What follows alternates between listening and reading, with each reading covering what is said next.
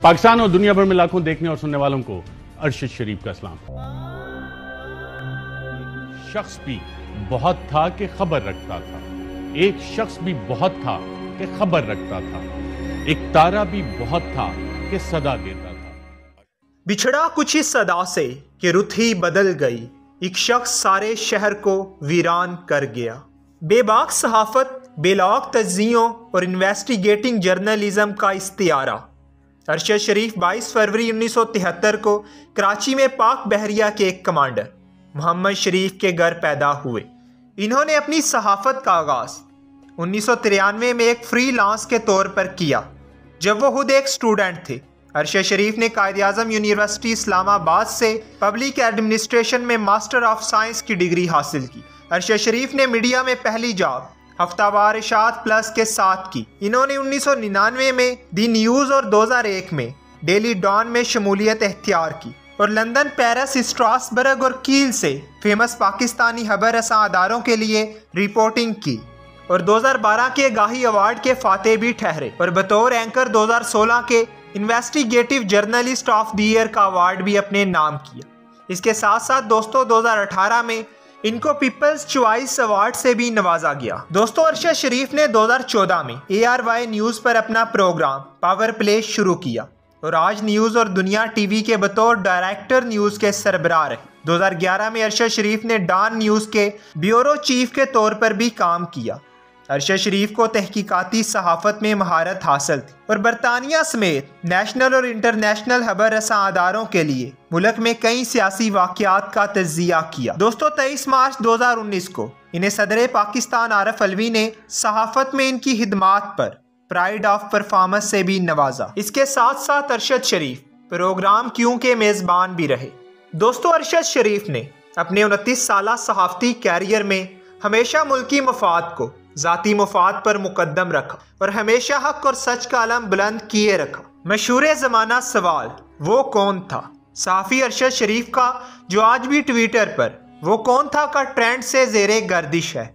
दोस्तों अरशद शरीफ को 23 अक्टूबर 2022 को कीनिया में मुकामी पुलिस ने गोली मारकर शहीद कर दी और कीनिया की पुलिस ने इस शूटिंग को आइडेंटिटी मिस्टेकन का मामला करार दिया। इब्तदाई मालूमात के मुताबिक कहा जाता है कि अरशद शरीफ पिछले 30 दिन से कीनिया में एक ही कमरे में मौजूद थे और ऐसा पहली बार हुआ था कि अरशद शरीफ ने इस कमरे को छोड़ा हो। बैरिस्टर अनवर बेग से उनकी आखिरी बात 9:49 पर हुई और वो दो शख्सियात के साथ राब्ते में थे, अपनी फैमिली के अलावा एक बैरिस्टर शुएब जो कि उनके वकील हैं और दूसरे सेनेटर अनवर बेग, क्योंकि सेनेटर अनवर बेग के साथ उनका बहुत करीबी तल्लक था। इसी वजह से उनका अरशद शरीफ से राब्ता था। लेकिन उस दिन कुछ अनयूजुअल हुआ। सेनेटर अनवर बेग कहते हैं कि जब भी मेरी अरशद शरीफ से बात होती थी, कभी ऐसा नहीं हुआ कि मेरी उनसे लंबी बात ना हुई हो, लेकिन उस दिन उनकी सिर्फ 3 मिनट गुफ्तगू हुई। 3 मिनट बाद कोई शख्स कमरे के अंदर आया और उसने कुछ कहा अरशद शरीफ से और अरशद शरीफ ने फौरन फ़ोन बंद कर दिया और कहा कि मैं आपसे बाद में बात करूंगा। बाद में मुझे एक मैसेज आया जिसमें लिखा हुआ था कि मैं किसी ऐसे एरिया में जाने वाला हूं जहां पर सिग्नल नहीं होंगे, तो मैं आपसे 3 घंटे के बाद राब्ता करूंगा। उस वक़्त कीनिया का टाइम 10:15 के करीब था जब शहादत का वाक़या हुआ और पाकिस्तानी वक़्त के मुताबिक सुबह 4 बजे अनवर बेग कहते हैं कि मुझे उठाया गया कि अरशद शरीफ की शहादत हो चुकी। अनवर बेग कहते हैं कि हो सकता है उनका मोबाइल फ़ोन बंद करा दिया गया। दोस्तों यहाँ पर यह भी बताते जाएं कि कीनिया पुलिस टारगेट किलिंग में बाकायदा इन्वॉल्व होती है। इस हफ्ते इंडिया के 2 जर्नलिस्ट भी कीनिया के अंदर मारे गए थे। अरशद शरीफ के वकील के मुताबिक अरशद शरीफ को फोर्स किया गया उनको वहां से जाने के लिए। दोस्तों अब यहाँ पर सवाल ये पैदा होता है कि वो कीनिया ही क्यों गए। तो इसकी वजह यह थी कि पाकिस्तान में उस वक़्त उनको कीनिया में ही फ्री वीज़ा एंट्री मिली। दोस्तों अरशद शरीफ किसी एक शख्स का नाम नहीं था, वो शख्सियत का नाम था। अरशद शरीफ मिडिल क्लास लोगों के लिए एक मिसाल थी, जिन्होंने अपनी मेहनत के ऊपर पाकिस्तान में वो मकाम हासिल किया था जो कोई और जर्नलिस्ट नहीं कर सका।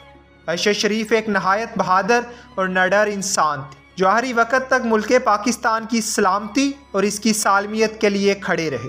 लहू में भीगे तमाम मौसम गवाही देंगे कि तुम खड़े थे, वफा के रस्ते का हर मुसाफिर गवाही देगा कि तुम खड़े।